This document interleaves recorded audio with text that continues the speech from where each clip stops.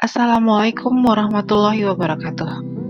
Apa kabar rekan-rekan mahasiswa sekalian, terutama untuk rekan-rekan mahasiswa di materi kuliah kewirausahaan. Di pertemuan ke-10 ini, kita akan bicara mengenai siklus produksi. Ya, kemarin setelah kita bicara banyak hal, dari pengembangan produk, ide, lalu kemudian hingga kepada desain packaging, desain fit, lalu kita masuk ke siklus produksi. Mengapa sebenarnya kita bicara mengenai siklus produksi? Jadi, kita masuk dulu ke dalam pengertian siklus produksi itu apa. Siklus produksi adalah serangkaian aktivitas bisnis dan kegiatan pengolahan data yang berkaitan dengan proses pembuatan produk yang terjadi secara terus-menerus dalam suatu bisnis wirausaha. Keberadaan dalam suatu sistem evaluasi, terutama Anda di sistem informasi akuntansi, itu merupakan suatu hal yang sangat penting gitu kan. Mengapa dari sistem ini yang Anda build gitu kan, atau cara evaluasi Anda melakukan bagaimana produksi dalam suatu wirausaha Anda, produk Anda ini, itu akan bisa membantu menghasilkan informasi. Baik itu informasi biaya yang tepat waktu ataupun kerja yang jelas pada proses di produksi ini. Secara singkatnya, siklus produksi adalah aktivitas bisnis yang berulang dan operasi pemrosesan data terkait dengan pabrikasi atau produksi usaha dari produk Anda. Hal ini erat kaitannya untuk dijadikan masukan evaluasi bagi Anda ataupun evaluasi bagi pembuat keputusan dalam perencanaan produk atau jasa yang dihasilkan. Misalkan berapa harga produk itu, lalu bagaimana perencanaan penyerapan dan alokasi sumber daya yang diperlukan. Dan yang sangat penting adalah bagaimana perencanaan dan pengendalian biaya produksi serta evaluasi kinerja produktivitas dari siklus produksi Anda. Dan Anda sebagai entrepreneur pemula atau bisnis pemula sangat wajib melakukan analisa atas siklus produksi Anda dan mengevaluasinya sekaligus untuk dijadikan salah satu bentuk perencanaan di bulan berikutnya atau di minggu berikutnya. Nah, semenjak Anda adalah para akuntan, next akuntan Indonesia, itu mudah. Lalu kemudian Anda juga memiliki wirausaha juga, entrepreneur gitu kan. Maka Anda harus sadari bahwa peranan suatu akuntan dalam suatu usaha ke dalam siklus produksi umumnya itu terkait pada siklus akuntansi biaya. Peranan lainnya tetap dituntut kepada mereka untuk saling berkoordinasi dengan siklus lainnya, seperti pembukuan perusahaan di pabrikasi atau kegiatan produksi usaha Anda. Nah, arus informasi yang masuk ke dalam siklus produksi dari siklus-siklus yang lain, misalkan siklus pendapatan itu menyediakan informasi mengenai order customer dan perkiraan penjualan untuk digunakan dalam perencanaan produksi dan persediaan. Lalu siklus pengeluaran, masih ingatkah Anda bahwa siklus pengeluaran ini menyediakan informasi bagaimana suatu usaha memperoleh bahan mentah dan mengontrol pengeluaran lain-lainnya, juga termasuk ke dalam overhead pabrik. Lalu ada juga siklus penggajian bila Anda memiliki karyawan gitu kan. Di sini Anda harus menyediakan informasi mengenai biaya karyawan dan ketersediaan karyawan Anda.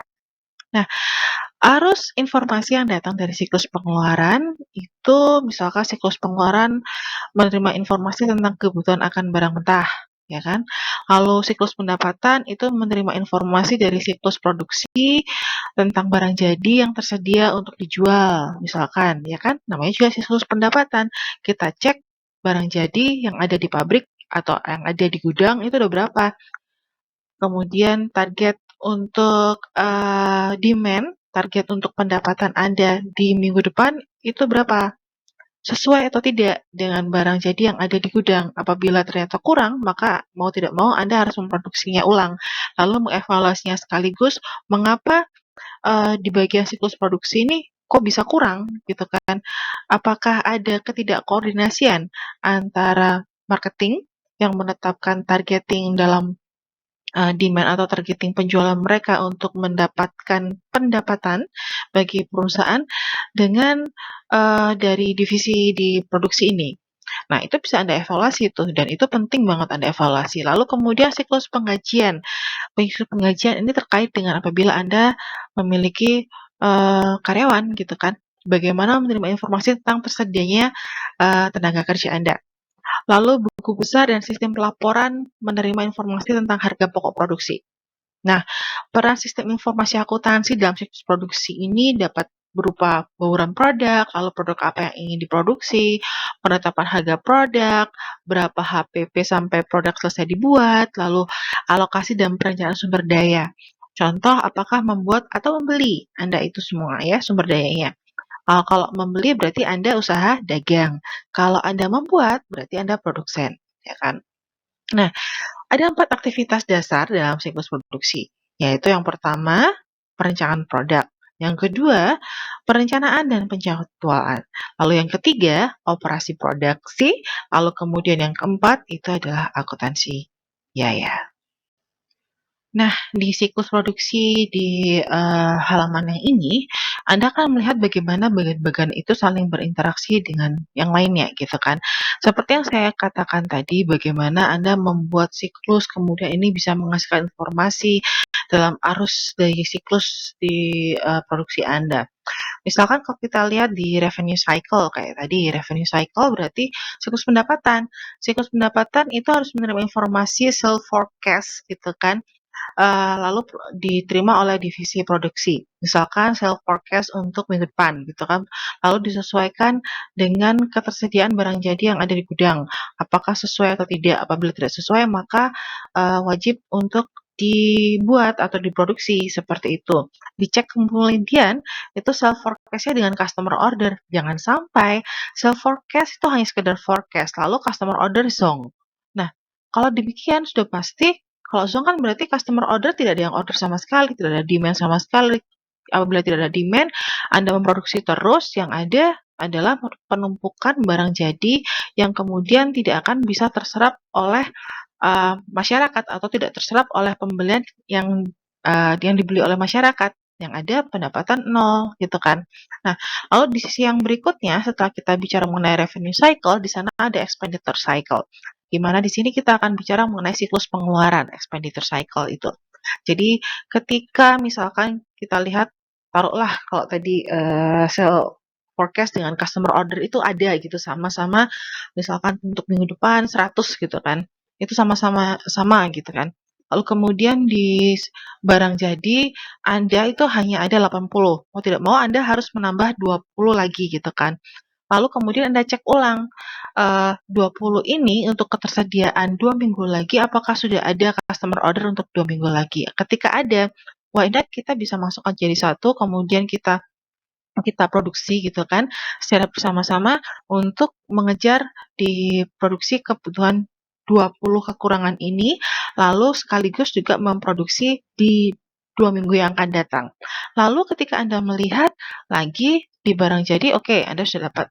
Lalu material Anda kurang gitu kan. Nah, mau nggak mau ketika material atau bahan mentah gitu kan di gudang Anda itu kurang untuk menghasilkan 20 plus produksi yang harus diproduksi oleh Anda untuk 2 minggu yang akan datang. Misalkan minggu ini tuh 100, minggu yang akan datang lagi, 2 minggu lagi, itu sekitar ada 300 unit yang diminta oleh customer order gitu kan. Lalu di gudang barang mentah Anda itu hanya bisa diproduksi untuk kebutuhan barang jadi sekitar 50. Nah, mau nggak mau Anda harus membeli lagi kan? Nah, di sanalah fungsinya evaluasi. Jadi ketika masuk di sana tidak hanya evaluasi itu raw materials kan, material mentah. Lalu oke kita butuh material mentah nih, maka ada purchase requisition gitu kan, ada purchasing. Nah, bagian purchasing di divisi ini yang akan membeli material mentah itu.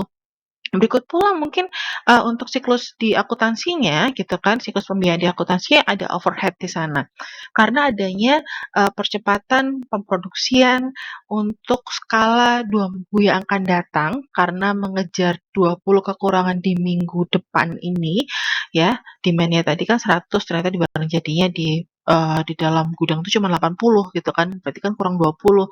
Lalu kemudian 2 minggu yang akan datang lagi itu ada pesanan sekitar 300-an gitu kan. Nah, maka karena adanya percepatan ini dibandingkan dengan siklus produksi yang seharusnya gitu kan, eee, maka sistem ini akan mencerna bahwa akan ada kebutuhan overhead, biaya-biaya overhead, biaya-biaya penambahan yang di luar skala yang seharusnya setiap mingguan gitu kan. Taruhlah Anda melakukan, produksi ini di 1 minggu sekali gitu kan, karena ini masih bisnis pemula. Biasanya kalau bisnis pemula bukan yang dalam jumlah besar atau kalau kita katakan adalah produk massal itu maksudnya seperti contohnya Indomie gitu kan. Kalau taruhlah Anda itu Indofood gitu kan, sudah barang tentu Anda tidak akan memproduksi dalam jumlah seminggu sekali atau seminggu 2 kali, nggak mungkin setiap hari itu Anda harus melakukan produksi itu gitu kan. Nah, untuk bisnis pemula biasanya bisa seminggu sekali, seminggu 2 kali itu masih bisa banget gitu loh kayak gitu. Nah, lalu kemudian di production cycle ini kita akan menimbang gitu kan, kira-kira bagaimana antara revenue cycle dengan expense cycle seperti yang saya katakan tadi. Lalu, hubungannya lagi dengan general ledger dan reporting system-nya itu seperti apa, yang nanti akan mereport ke manajemen ya.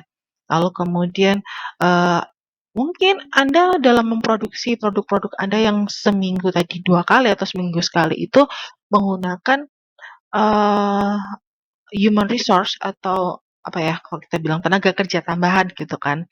Tenaga kerja tambahan yang sistemnya, job by order. Nah, kalau sistem job by order itu kan ya udah, ketika ada order, dia ada order dari kita bayar mereka.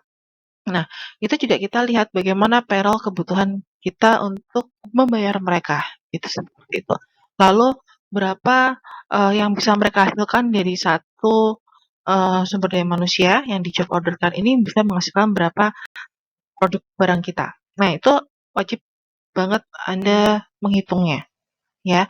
Jadi perencanaan, pengalokasian biaya, hingga biaya-biaya yang timbul, lalu kemudian apa yang harus Anda lakukan terkait dengan kinerja Anda, itu tidak ketika masuk di produksi itu tidak hanya berdasarkan tahunan, bulanan, itu tidak harus anytime seperti itu, apalagi kalau masuk ke dalam perusahaan besar. Oleh karena itu, aktivitas dalam siklus produksi itu sudah barang tentu yang pertama kali adalah perencanaan produk. Dan ini, berkaitan banget dengan kewirausahaan. Pertama, bagaimana Anda menciptakan produk Anda gitu kan, ide produk Anda berdasarkan fenomena yang ada, lalu Anda merencanakan produknya.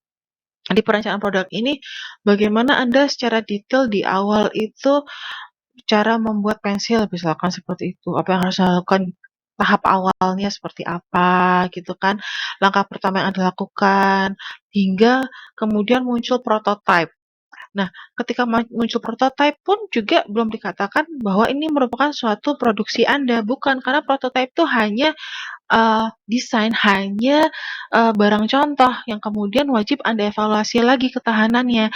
Misalkan Anda menciptakan produk pensil tadi, itu produk pensil yang tahan diketuk gitu kan, tahan tahan sekalipun dilempar 100 kali, ketika diserut tidak akan patah, apa namanya, pensilnya. Nah, lalu kemudian markernya tidak akan patah. Lalu Anda wajib juga melakukan itu, evaluasi Anda banting-banting 100 kali prototipe itu, apakah benar terjadi patahan atau tidak. Apa tidak terjadi patah, maka dikatakan bahwa apa yang Anda lakukan, setiap detail perlakuan pemproduksian itu dikatakan benar. Lalu bisa dikategorikan untuk dieksekusi tahap berikutnya, yaitu tahap yang lebih banyak lagi. Nah, di sini biasanya teman-teman di kewirausahaan itu saya miris juga sih. Biasanya mereka tuh hanya hanya membuat suatu produk, lalu ya udah gitu. Kalau hanya membuat suatu produk tanpa kita membuat prototipe, namanya Anda tidak mengejar kualitas, asal jadi. Nah, saya inginkan bahwa ini memang mata kuliah kewirausahaan, tapi paling tidak ini bisa membuat banyak planning, banyak masukan buat Anda untuk bisa maju ke depannya nanti. Syukur-syukur Anda bisa membuat suatu bisnis sendiri, gitu kan. Nah, di sana karenanya sekali lagi butuh perencanaan produk yang benar, desain produk yang benar. Suatu desain itu tidak hanya desain gitu saja, tapi the whole system is design gitu kan. Seluruhnya adalah suatu desain. Jadi tujuan dari desain itu tidak hanya packaging, tidak hanya logo, tidak hanya tulisan. Ini adalah cara Anda melakukan evaluasi, cara Anda melakukan mm, pengaturan untuk pengontrolan kualitas produk Anda, itu juga harus Anda desain. Jadi tujuan dari aktivitas di perencanaan produk ini adalah bagaimana Anda merancang suatu produk itu sesuai dengan pertama pastilah sesuai dengan kebutuhan konsumen, ya kan? Lalu, nah, lalu langsung tuh kualitasnya seperti apa, daya tahannya, lalu bagaimana fungsionalitasnya, dengan tetap meminimalkan biaya produksi. Ya itu pasti ada kaitannya itu dengan biaya, ya kan? Ini kita agak banyak nih di perancangan produk ya. Lalu kemudian mengapa kok agak banyak di perancangan produk? Karena ini adalah materi kewirausahaan pemula gitu kan, di mana di aktivitas ini adalah aktivitas yang krusial banget gitu. Jadi di aktivitas perancangan produk ini Anda wajib kalau paling tidak itu menciptakan dua dokumen utama. Pertama, daftar bahan baku Anda. Lalu deskripsi bahan bakunya seperti apa. Jumlah masing-masing komponen per bahan baku disesuaikan dengan satu unit produk jadi Anda. Lalu setelah itu Anda membuat daftar operasi atau rute gitu kan atau routing kalau kita kita lihat di PPT ini. Jadi routing ini isinya adalah bagaimana kebutuhan tenaga kerja yang Anda lakukan. Misalkan membuat satu pensil apa ya? Kalau tadi saya mengatakan pensil kan satu batang pensil kan ada isi marker di dalamnya. Nah, markernya itu ukuran berapa sentimeter, siapa yang memotong itu, kemudian siapa yang memasukkan ke dalam kayu yang sudah terlubangi, siapa yang melubangi kayunya, karena nggak mungkin kan kayu itu langsung lubang, langsung bisa dimasukkan begitu accurate, valid gitu kan untuk satu marker. Nah, itu harus ada gitu, satu, satu, satu. Ini intinya adalah bagaimana membuat satu produk ke dalam satu bentukan langkah-langkah kecil-kecil konkretnya. Itu namanya daftar operasi atau routing gitu kan. Mungkin bagi teman-teman yang sudah bekerja, yang saat ini uh, mahasiswa sekaligus karyawan sudah pasti tahu banget nih maksud dari daftar routing ini. Biasanya teman-teman sudah apalagi yang di pabrikasi ya, itu pasti ada jadwal routing. Lalu Anda tanya, "Bu, kami kan akuntan, kami bukan wirausaha, kami bukan prodi kewirausahaan, atau kami bukan manajemen." Guys, dari sekarang ini nih, tidak ada yang namanya pengkotak-kotakan khusus seperti itu. Kalau Anda mengkotak khususkan diri Anda, maka menandakan bahwa Anda tidak mau, maaf, tidak mau untuk berkembang lebih atau beradaptasi lebih akan kebutuhan apa yang harus Anda lakukan saat ini. Jadi, intinya dari kenapa ada mata kuliah kewirausahaan ini adalah bagaimana tidak hanya Anda sekedar PKM saja, tidak seperti itu, tapi Anda mulai sekarang untuk melihat bagaimana suatu proses bisnis, dimulai dari bisnis yang Anda bentuk itu sendiri. Ketika Anda, syukur-syukur kalau bisnis yang Anda lakukan ini berkembang gitu kan. Ketika Anda lulus dari UNUSA, Anda bisa mengembangkan produk itu dan terus berlanjut, lalu Anda juga menjadi seorang karyawan juga di salah satu perusahaan terkenal, Anda bisa mendapatkan pemasukan dua arah, ya kan? Nah, lalu bagaimana sih peran akuntan dalam proses perancangan produk? Anda harus di sisi akuntan sendiri harus sadar banget kalau ini juga masuk ke dalam skema itu gitu kan, skema bisnis ini. Jadi sengaja saya masukkan di sistem informasi akuntansi karena memang sebenarnya siklus produksi ini masuk ke dalam ini gitu kan dalam SIA, lalu SIA ini ada di dalam kewirausahaan dan harus Anda kembangkan dan harus Anda bisa melakukan eksekusi atas SIA ini di siklus produksi. Lalu, bagaimana peran akuntan dalam proses perencanaan produk? Jadi, yang pertama adalah memberikan informasi yang menunjukkan bagaimana berbagai desain itu dapat mempengaruhi biaya produksi dan tingkat laba. Bayangkan saja ketika Anda menjadi entrepreneur pemula, mungkin desain dari suatu perencanaan produk, itu produknya mesti satu gitu kan. Tapi ketika Anda mulai mendiversifikasi atau Anda punya produk lainnya selain produk awal gitu kan, maka Anda juga wajib untuk tahu bagaimana siklusnya, bagaimana per apa namanya per kriterianya, bagaimana detail detail routingnya. Nah, dengan demikian Anda bisa mengevaluasi produk mana sebenarnya yang mampu memberikan hasil lebih untuk perusahaan Anda, ya. Lalu kemudian yang kedua, memastikan bahwa ini tuh sistem yang Anda lakukan di evaluasi ini mampu untuk mengumpulkan dan memberikan informasi bagaimana, misalkan kalau di pabrikasi ya ada biaya apa itu, penyetelan mesin kayak gitu-gitu, lalu kemudian penanganan bahan baku yang terkait. Nah, kalau kita bicara mengenai penanganan bahan baku, ini teman-teman yang karyawan dan masuk ke dalam pabrikasi pasti tahu banget. Di dalam gudang itu tidak hanya sekedar gudang dan penyimpanan begitu saja, tapi tempat material penyimpanan itu harus disesuaikan dengan karakteristik dari jenis jenis dari material itu sendiri. Misalkan, ini pun pernah saya dapatkan. Jujur, waktu itu ketika saya bekerja di salah satu perusahaan di Jakarta gitu kan, lalu kemudian, ada hubungannya dengan kertas. Nah, setiap kertas itu harus disimpan di suhu tertentu. Jadi, kalau kalian kan biasanya mahasiswa nih yang angkatan pagi misalkan yang belum bekerja gitu kan, saya bukakan wawasan juga gitu kan, itu pun juga saya, "Oh ternyata seperti ini," gitu kan. Biasanya saya menyimpan kertas A4, ya sudah saya simpan begitu aja, sudah taruh dalam rak begitu. Lalu ternyata kertas yang disimpan di dalam rak, kemudian ada humid itu apa ya, kelembapan tertentu, itu akan bisa menyebabkan kertas itu menjadi lebih, eee, tidak terlihat bagus, lebih basah, lalu lalu lebih lemes, lalu malah gampang robek dan segala macam. Nah, kualitas-kualitas itu yang harus di apa namanya, dijaga. Karenanya beberapa kalau Anda lihat juga atau ada yang sudah masuk juga magang gitu kan, jangankan di perusahaan besar, misalkan di, usaha-usaha seperti printing design gitu kan. Nah, tempat-tempat printing design itu tempat penyimpanan kertasnya pasti ada lampu. Coba deh kalau Anda nggak percaya, cek gitu kan di salah satu tempat printing design tapi yang gede, yang bagus gitu kan. Lalu Anda coba lirik bagian penyimpanan kertas, pasti ada, pengaturan lampunya. Jadi kelembapannya beda, penerangannya juga beda, bukan untuk dipanasi apa atau dilampuin gitu kan, tapi lebih kepada penjagaan kualitas kertas itu agar hasil printing keluarnya juga bagus. Nah, hal-hal itu tuh, eee, apa ya, itu mungkin bisa Anda ketahui nanti ketika Anda benar-benar sudah masuk ke dalam ranah pekerjaan, masuk ke dalam lapangan pekerjaan. Nah, teman-teman yang bekerja, kebetulan ada teman-teman yang sekarang sedang bekerja dan menjadi mahasiswa juga, pasti mengiyakan itu. Lalu jangankan tentang kertas, tepung aja deh.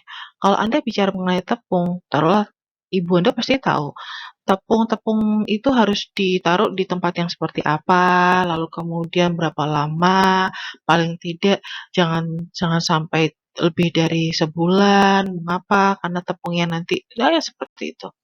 Lalu kemudian ada penyediaan data mengenai biaya perbaikan. Nah, biaya perbaikan ini ada kaitannya dengan mesin-mesin, ya kan. Lalu kemudian ketika kita bicara mengenai jaminan, berarti itu perusahaan atau diri Anda itu sendiri, misalkan membeli printing gitu kan, tadi saya ngomongnya printing kan, Anda membeli mesin print gitu kan. Pasti Anda tanya kan, alat print ini alat print ini alat print ini tuh, eee, ada garansinya nggak? Jaminannya berapa lama? Gitu kan. Nah, itu juga harus tahu gitu kan. Karena terkait dengan berapa lama kira-kira, rusaknya print ini, berapa lama kira-kira saya harus menabung untuk adanya perbaikan-perbaikan atau pembelian spare part ketika print saya rusak. Nah, itu harus Anda merencanakan dengan baik. Lalu kemudian masih masuk nih di perencanaan. Ini aktivitas kedua ya, perencanaan dan penjadwalan.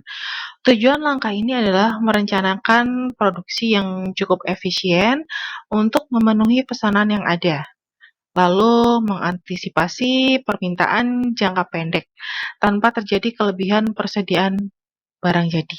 Ingat, tadi di awal saya katakan apa tentang barang jadi di gudang, ya kan? Lalu kemudian penumpukan yang terjadi, nanti akibatnya produk Anda jadi tidak berkualitas atau kurang kualitasnya. Lalu sekarang kita akan tahu tuh bahwa dua metode perencanaan produksi yang umum. Ada MRP, lalu kemudian ada JIT gitu kan, just in time, ya kan. Lalu kalau MRP itu post manufacturing, lalu just in time itu lebih kepada full manufacturing. Nah, tugas Anda nih, tugas tersembunyi Anda adalah mengetahui apa sih sebenarnya MRP dan JIT. Silakan saja langsung komen di bawah YouTube sini. Lalu ini adalah bonus keaktifan Anda. Lalu selanjutnya adalah dokumen yang digunakan dalam perencanaan produksi, misalkan jadwal induk dari produksi, lalu permintaan bahan baku, dan kartu perpindahan. Perpindahan apa? Perpindahan barang-barang tadi, misalkan barang setengah jadi atau work in process gitu kan, menjadi ke tempat di finish good atau barang jadi. Nah, itu kan proses perpindahan. Itu harus ada kartu-kartu perpindahannya. Kalau zaman dulu kartunya ini dalam bentuk ya kartu gitu kan, capek banget orang harus nulis satu persatu. Kalau sekarang tinggal scanning bar aja. Lalu Anda pasti pernah lihat kan untuk beberapa, oh maaf maaf, karena Anda angkatan baru ya. Jadi biasanya di UNUSA ini ketika semua tidak terjadi pandemi COVID ini biasanya ada eee, program di mana kita jalan-jalan sekaligus mengunjungi industri. Nah, pada saat, kita mengunjungi industri saat itu kita mengunjungi Pocari Sweat sama apa ya, saya lupa, kalau nggak salah Nestle kalau nggak salah, saya lupa. Nah, itu ketika perpindahan dari barang work in process ke finish good. Nah, itu tinggal scanning bar aja, set, udah. Lalu lalu, jangan lupa ada stikernya itu juga ditarik ya, kemudian diganti dengan stiker yang baru. Nah, scanning bar itu yang masuk kemudian ini masuk ke finish good untuk, demand di Serang misalkan gitu. Nah, hal-hal seperti itu sekarang sudah terdigitalisasi penuh dan Anda wajib untuk tahu itu. Masih di dalam perencanaan dan penjadwalan di aktivitas ini, jadi intinya adalah bagaimana Anda menciptakan siklus sistem informasi ini atau secara evaluasi ini untuk mengumpulkan dan melaporkan biaya secara konsisten tentang teknik perencanaan produksi perusahaan itu secara detail. Lalu kemudian bagaimana membantu dan memilih antara strategi MRP dan JIT ini. Mana yang lebih tepat untuk perencanaan dan penjadwalan dari suatu produksi di usaha Anda. Masuk ke dalam operasi produksi di aktivitas ketiga. Jadi, berbagai perusahaan menerapkan aktivitas ini tuh dengan cara yang sangat berbeda satu dengan lainnya. Jenis produk yang diproduksi dan tingkat otomatisasi dalam proses produksi itu sangat erat keterkaitannya dengan operasional dalam produksi. Lalu ingat bahwa sekarang karena era digitalisasi, maka sistem itu Computer Integrated Manufacturing atau kita katakan sebagai CIM, di mana penggunaan teknologi informasi dalam proses produksi itu sangat dibutuhkan sekali karena ini terkait dengan percepatan informasi yang kita dapatkan gitu kan. Jadi Anda sebagai para akuntan itu memang sih tidak diminta untuk membuat CIM ini, karena memang ada ahlinya sendiri yaitu orang-orang informatika. Tapi mereka juga harus wajib mengetahui bahwa alur-alur yang terjadi itu seperti apa, disesuaikan dengan karakteristik dari produk Anda, karakteristik dari skema-skema pendapatan Anda atau targeting Anda itu seperti apa, karena keterkaitannya. Kenapa pendapatan? Karena keterkaitannya dengan proses order gitu kan. Taruhlah produk massa kemudian disamakan CIM-nya, yaitu CIM itu Computer Integrated Manufacturing System ini, CIM-nya itu disamakan antara produk massa kemudian dengan produk yang custom. Wah, itu nggak bisa banget. Karena custom itu berbeda, jumlahnya juga pasti berbeda, setiap saat itu berbeda sekali. Apalagi produk massa. Produk massa itu up and down-nya banyak banget. Apalagi kalau Anda lihat di saat-saat momen event-event tertentu, misalkan karena kemarin kita hari raya atau gitu ya, kita kemarin habis hari raya tuh. Nah, momen mendekati hari raya, menjelang puasa, wah itu banyak sekali perbedaannya.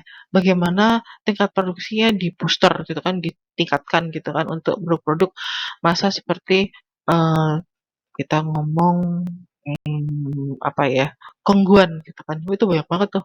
Kongguan, coba Anda perhatikan Kongguan pada saat, event-event tertentu itu banyak, atau Astor gitu kan, lebih banyak jumlahnya dibandingkan produksi pada event-event yang hari-hari biasa aja, di luar event-event yang hari raya atau hari Natal, seperti itu.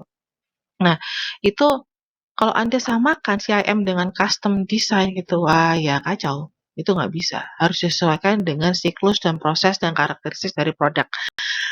Ya, itulah banyak hal yang harus Anda ketahui ketika Anda menjadi seorang entrepreneur. Tapi eh itulah seninya dari entrepreneur. Tetap semangat untuk jadi entrepreneur ya. Intinya, di setiap perusahaan itu membutuhkan 4 hal terkait dengan operasi suatu produksi. Bahan baku, lalu kemudian jam tenaga kerja yang digunakan ketika Anda misalkan menggunakan karyawan gitu kan, atau Anda menggunakan job in order gitu kan, berapa job ordernya itu, berapa lama, lalu keterkaitannya dengan produk yang bisa mereka hasilkan tepat waktu atau tidak, lalu kemudian apabila ada penggunaan mesin, seperti apa sih penggunaan operasi mesinnya ini, keterkaitannya dengan biaya-biaya listrik ya, biaya yang dikatakan sebagai biaya overhead produksi itu. Lalu ketika mencapai, berapa lama gitu kan untuk, produksi itu misalkan taruhlah karena tadi di awal saya katakan print ya, karena alat print jadi, karena untuk Anda, katakan Anda membeli alat print yang, maksimum print hitam putihnya mencapai 1.000 lembar gitu. Nah, pada saat mendekati 1.000 lembar, apa yang harus Anda lakukan? Gitu kan, membeli tinta, lalu kemudian cek ulang nozzle-nya seperti apa.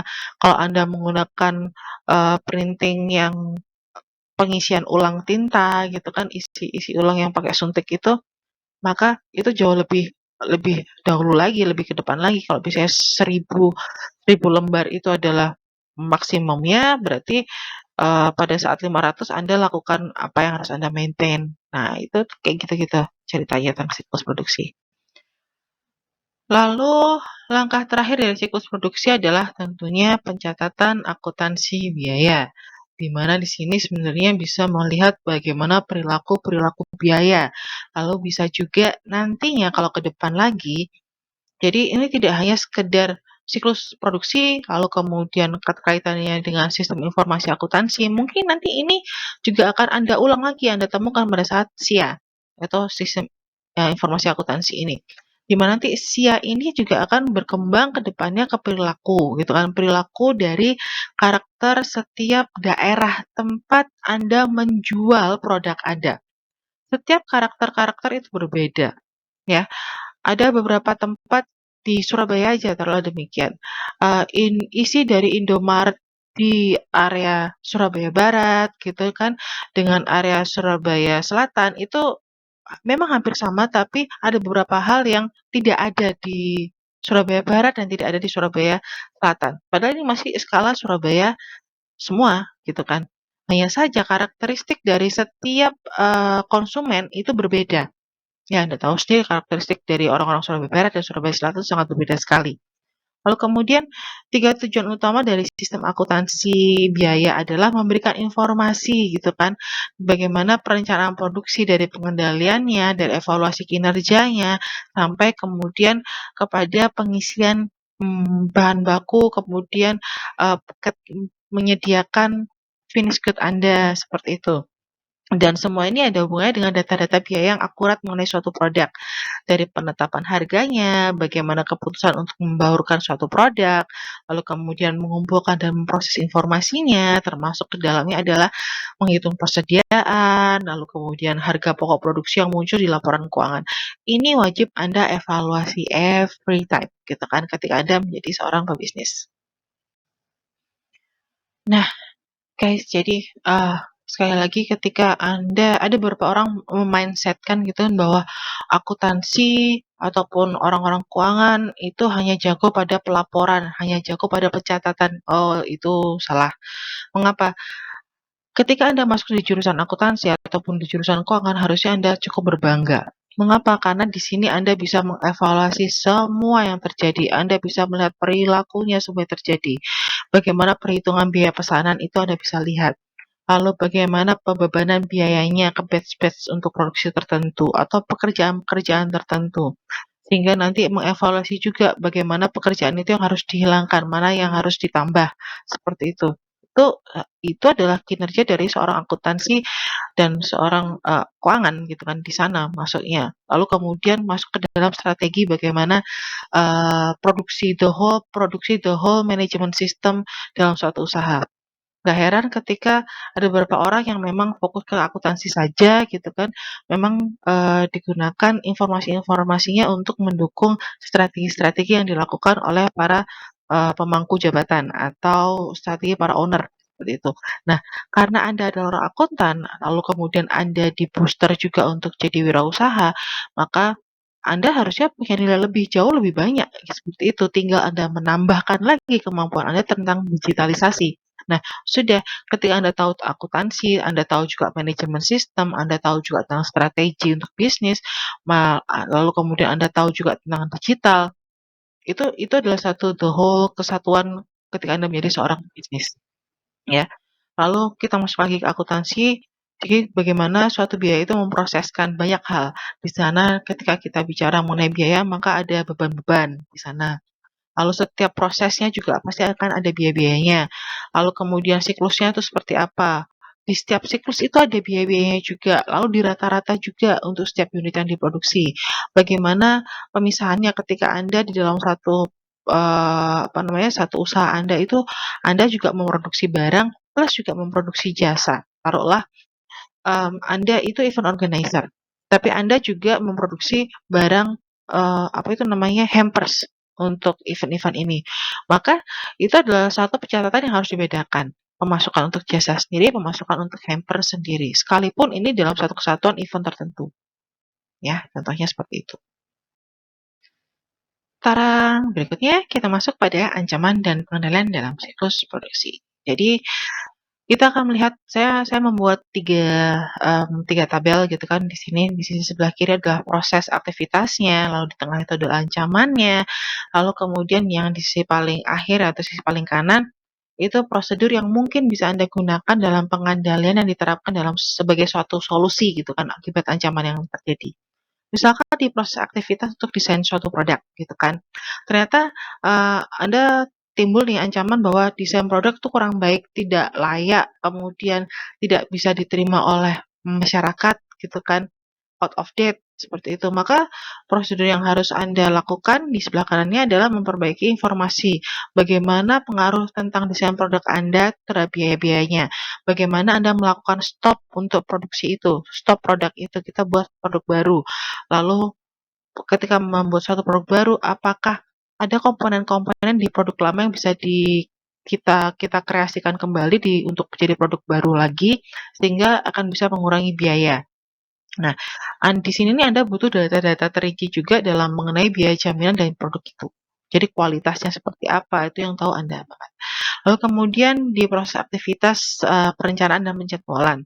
Di mana ancaman berikutnya adalah kelebihan produksi, ya kan? Bisa jadi tuh over gitu kan, over production, lalu mengakibatkan, di gudang itu menumpuk gitu. Lalu, sisi yang sebaliknya bisa juga mungkin kekurangan produksi seperti yang di awal tadi ketika, ada yang demand 100 ternyata di gudang finish good-nya hanya 80, seperti itu. Lalu berarti harus ada pengejaran dalam pembuatan produksi baru lagi gitu, mengejar 20 ini. Plus juga sekaligus dilihat order untuk 2 minggu yang akan datang, misalkan seperti itu. Impact-nya adalah pastinya penambahan dalam biaya-biaya di overhead produksi seperti itu. Lalu bagaimana caranya? Nah, ini adanya sistem perencanaan produksi yang akan jauh lebih baik lagi ketika Anda bisa merencanakan dengan forecast-forecast dari historical data untuk demand, gitu kan. Lalu dimasukkan ke targeting. Lalu berikutnya yang ketiga, investasi yang tidak optimal dalam aktiva tetap. Misalkan ini kalau kita bicara mengenai investasi yang tidak optimal, berarti Anda membeli suatu produk, Anda membeli suatu barang gitu kan, barang pabrikasi, alat gitu kan.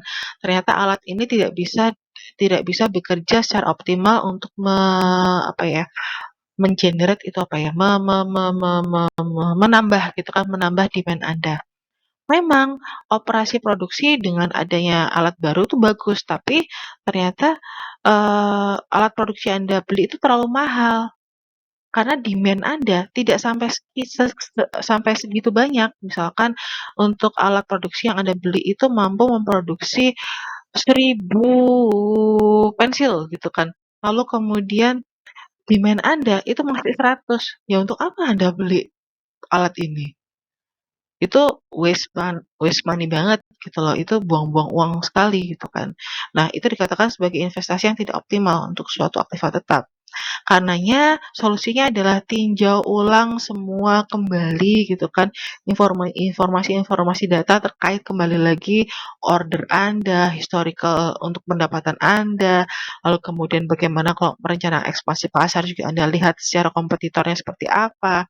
Lalu setelah itu Anda tinjau ulang kembali kemungkinan besar, perusahaan mendapatkan, capital inflow gitu kan akibat Anda membeli barang ini. Capital inflow itu ibaratnya, kas masuk ke perusahaan karena Anda berhasil menjual barang. Kalau tadi alatnya itu 1.000, maka ya udah produksi aja 1.000. Mampu nggak perusahaan menyerap, kok perusahaan, masyarakat menyerap 1.000 itu? Semua semua terserap, semua terbeli dalam 1 minggu, semua membeli 1.000 produk Anda. Nah, kalau misalkan tidak, untuk apa Anda investasi pada aktiva tetap Anda itu? Lalu poin berikutnya, kita masuk ke dalam proses aktivitas operasi produksi, di mana biasanya ancaman di siklus produksi ini berupa pencurian, material yang sudah ada, titel-titel nih karyawan Anda, lalu kemudian adanya perusakan akibat mungkin emosi dari karyawan Anda yang tidak tidak bisa dikontrol gitu kan, lalu merusakkan barang Anda. Lalu, persediaan dan aktiva tetapnya seperti apa? Jadi untuk prosedur pengendalian yang dapat Anda terapkan seperti misalkan batasi akses fisik ke persediaan dan aktiva tetap. Jadi semuanya itu tidak bisa masuk ke sana, hanya orang-orang tertentu saja. Orang-orang yang bertanggung jawab dan orang-orang yang bisa, mengontrol dirinya gitu kan. Lalu dokumentasikan semua perpindahan persediaan sepanjang proses produksi itu, gitu kan. Karena itu nggak heran ketika perusahaan itu misalkan finish good-nya sudah jadi, mereka pasti akan wrap up itu apa ya, membungkus gitu kan, membungkusnya dengan bungkusan yang sangat-sangat ketat banget gitu kan, udah bungkusnya kecil, lalu kemudian dibungkus dalam jumlah besar, taruh kotak besar, dikumpulkan dalam kotak besar lagi, kemudian dalam kotak kotak kayu, tersegel seperti itu, lalu ada kode barnya. Ketika kode bar ini sobek, lalu tidak bisa dibaca, kan ada kertas tertentu juga yang bisa membaca kode bar ini. Nah, itu sudah pasti, wah, terjadi pencurian. Nah, itu bagaimana skema penanggulangan pencurian yang terjadi di pabrik gitu kan. Lalu kemudian dokumentasikan lagi semua hal-hal yang memadai dan ditinjau semua transaksi yang melibatkan pembuangan aktiva tetap. Ya, jadi aktiva tetap itu juga bisa dibuang ketika sudah selesai gitu kan. Depresiasinya sudah nol gitu kan. Namun itu juga harus dikontrol oleh perusahaan, wajib dikontrol oleh perusahaan karena pada saat tertentu misalkan kalau kita bicara mengenai barang usang ini kita ada nilainya juga, kita bisa jual kembali dan itu merupakan pendapatan lain-lain untuk perusahaan. Nah, kalau masuk ke berikutnya, ini ada akuntansi biaya dan ancaman umum. Kalau akuntansi biaya, ancamannya seperti kesalahan pencatatan. Itu sering terjadi di sini. Lalu bagaimana caranya supaya tidak terjadi kesalahan pencatatan? Makanya harus punya software biasanya, pengembangan software, lalu penomoran edit entry datanya, juga ada kode-kode pemindainya juga. Jadi um, bukan hanya karena sekarang serba digital, sebenarnya kenapa misalkan kalau Anda di Indomaret atau di pabrik gitu ya, itu ada sekali lagi saya katakan kode bar gitu, itu tidak hanya sekedar kode bar itu dilihat scanning, masuk, udah di sana ada kode-kode tertentu yang langsung masuk ke dalam pencatatan di software akuntansi biaya ini. Jadi ketahuan barang keluar berapa, barang masuk berapa, apa saja yang masuk, semua ada kodenya. Tepung terigu putih, tepung terigu apa, merek apa gitu, itu ada beda-beda kodenya. Hal ini juga dilakukan dalam pengendalian untuk apa namanya, penjualan yang dilakukan oleh berbagai gerai-gerai. Seperti kalau kita ngomong gerai terlalu gede ya. Ini aja minimarket. Nah, minimarket itu setiap hari Anda perhatikan deh, kalau Anda penasaran benar nggak apa yang dikatakan Bu Niken gitu kan. Anda perhatikan aja ketika Anda masuk di Indomaret ataupun Alfamart, eee, para karyawannya itu ada satu yang muter aja melihat satu-satu, dicek dicek, lalu kemudian di kode apa, dia memegang satu kode bar tertentu, lalu tinggal di-scanning-scanning, dia dia pencet-pencet, tab-nya mereka, lalu tinggal ada berapa, lalu disesuaikan dengan forecast. Nah, ini langsung masuk ke dalam pelaporan baik di akuntansi maupun masuk ke dalam divisi marketing untuk melihat seberapa jauh di minimarket tertentu gitu kan. Misalkan kalau saya rumahnya di Kutisari gitu kan, nanti Anda misalkan kosnya di Jemur Sari gitu kan, di minimarket Indomaret ya, ngomongin ngomongin produk akhirnya, ngomongin merek ya. Di minimarket tertentu di Jemur Sari, lalu kemudian dengan tempat saya di Kutisari itu beda. Taruhlah satunya mie gorengnya berapa, penyerapannya lebih cepat mana antara Jemur Sari atau Kutisari, seperti itu. Lalu kemudian berikutnya adalah ancaman umum seperti misalkan hilang data. Nah, kalau hilang data ini yang paling takutkan banyak orang, jadi apalagi digital ini kan adanya virus gitu kan, virus-virus yang kemudian akhirnya bisa membuat hilangnya data. Karenanya butuh membuat backup cadangan dan perencanaan untuk pemulihan dari data-data yang ada. Biasanya tuh kalau sudah perusahaan besar itu hampir setiap hari mereka ketika tutup kantor gitu kan, semua sudah selesai hari ini, backup semua data seperti itu, backup lagi data seperti itu. Lalu ancaman umum berikutnya yang terakhir adalah kinerja yang kurang baik. Nah, kalau kinerja yang kurang baik ini biasanya kalau kita masuk ke bukan dalam perusahaan besar ya, masuk ke dalam perusahaan-perusahaan pemula atau usaha-usaha kecil pemula gitu kan. Biasanya Anda aja deh, taruhlah, jujur deh, Anda biasanya membuat laporan tepat waktu nggak? Hampir setiap hari nggak Anda membuat laporannya? Kalau Anda punya usaha, lalu kemudian Anda mencatat nggak setiap hari itu? Nah, kayak gitu-gitu tuh ya. Itu termasuk dalam satu kinerja. Nah, di skema berikutnya nih, saya masukkan kasus pada CV Muda Perkasa gitu kan. Anda bisa baca sendiri kasusnya di sini dan juga ada jawabannya pula gitu kan. Bagaimana analisis internal kontrol untuk siklus produksinya. Lalu CV Muda Perkasa ini sebenarnya simpel saja, dia memproduksi es kristal gitu kan.